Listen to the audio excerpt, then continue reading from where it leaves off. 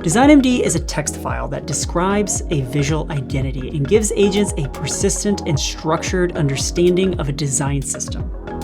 Inside, it contains everything that defines how your design works. Things like the colors and what they're for, the typography and why you're using it, and all the rules around how it all fits together. And when Stitch generates new designs for your project, this is the file it reads to know what design decisions to make. And you can see that on this canvas.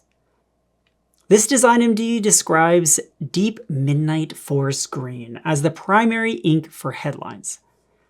And the headlines on the screen are using that exact color.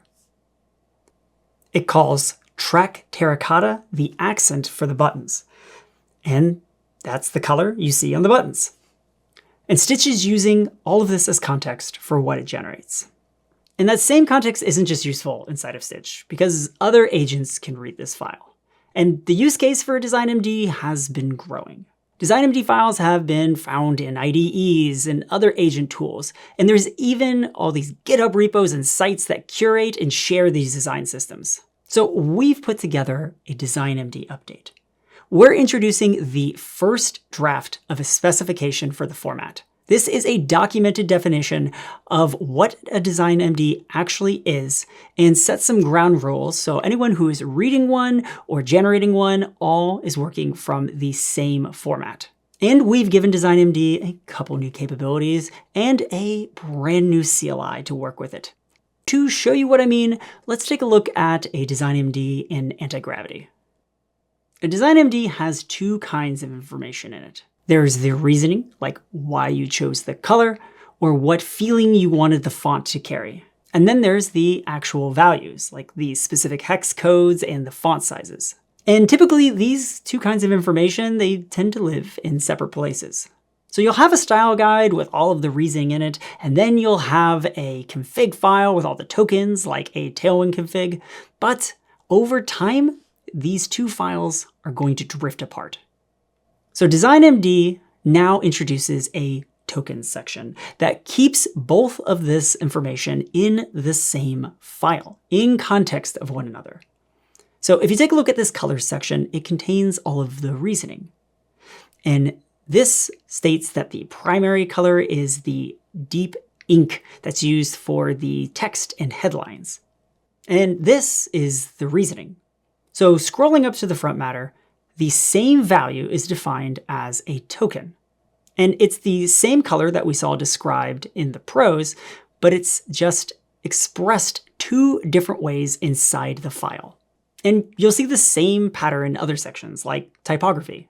The prose describes what you want the voice of the site to feel like, and the design token actually describes the font type and its size. And obviously, this isn't specific to one project. Other DesignMDs follow the same file structure, even when the aesthetics are completely different. And when the agent reads this file, it's getting both types of information, both the tokens and the reasoning. I've used the word token like a lot, so let's dive into what it actually means. A token isn't like a variable in the way that we typically think about variables. It's more of a decision. So when we say primary is a color, it's true, but it's more so primary is a named decision.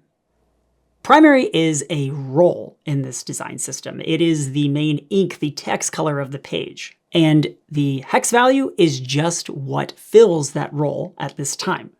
And the same idea shows up in all these other sections in DesignMD, like, again, in typography. Body main isn't exactly a font size. It's the role of a default body copy. And right now it's just decided that it's no serif at 18 pixels, and that's what fills this role. So the DesignMD spec makes some baseline decisions, but it's open to extensions and your own customizations. And one of the baseline decisions that it makes is that everyone has to have a primary color defined. And in many design systems, primary is going to serve as the primary color the user sees on the page, which will be the text and the ink. And neutral will be the color that the user is emotionally neutral to, which is the canvas or the surfaces, really the background of the page. And when you start to think about these colors as roles, you'll actually start to design a little differently because you won't be trying to match colors outright. You'll be reaching for a role that serves a purpose. The DesignMD spec introduces a whole bunch of sections, and these are a lot of sections that you're used to seeing. And then now these sections have their own associated tokens. But there is a new section that we've been working on, and it's still a work in progress, and we are very much wanting feedback and contributions on this. And this section is components. Look at this button primary token here. It has a background color, and it isn't a hex code. It's actually a reference to a color that we've defined in the front matter. This component points at a role that we defined, and it uses whatever value lives there. So when we update this role, every component pointing to that also follows along. And right below, there is another component that works the same way, a hover variant. And it just overrides one property, which is the background color. And it points at a different variant of the same role that we've already set up. Components are a work in progress, but we're very excited about their potential. So please give us your feedback and help us shape their direction. In this update, we've defined this token section where you can define these values that live alongside the reasoning. The biggest part of this update isn't just the design tokens, but it's the actual specification to DesignMD that we've published the first draft to on GitHub. This GitHub repo holds the spec and its rules, but is also a place to file issues, respond to comments, and send in pull requests for making contributions. Anyone can read the spec and bring their own feedback and thinking back to us. The main reason why we have introduced DesignMD as a specification is that it has greatly outgrown its original use. There are so many tools now that are generating DesignMDs and other tools that are consuming them, and people are now using them in so many ways that we could have never anticipated. By establishing some core rules for a specification, everyone can work from a common ground, and there aren't just all these different variations and unexpected ways of seeing DesignMD in the wild. And we all can work from the same foundation, but at the same time, still allowing for extensions and customizations that fit any specific design system. Effectively, we want to provide a core set of rules and structure that everyone can rely on while still providing a whole space for flexibility and creativity. So how do agents and other tools actually work with a DesignMD spec? Well, we've introduced a CLI that validates a DesignMD against the actual spec. So when an agent is working with DesignMD, it can actually check its own work. Here in Anti-Gravity, I have the same DesignMD open with an agent in the side panel. I'm going to ask it to add a new accent button to the component section. The agent makes this change. It adds this button accent component with tertiary for the background and primary for the text. I'm going to ask this agent to run the CLI to lint against the file. And the linter catches something. The pair the agent picked has a contrast ratio issue, and it's well below the minimum that the WCAG requires for body text.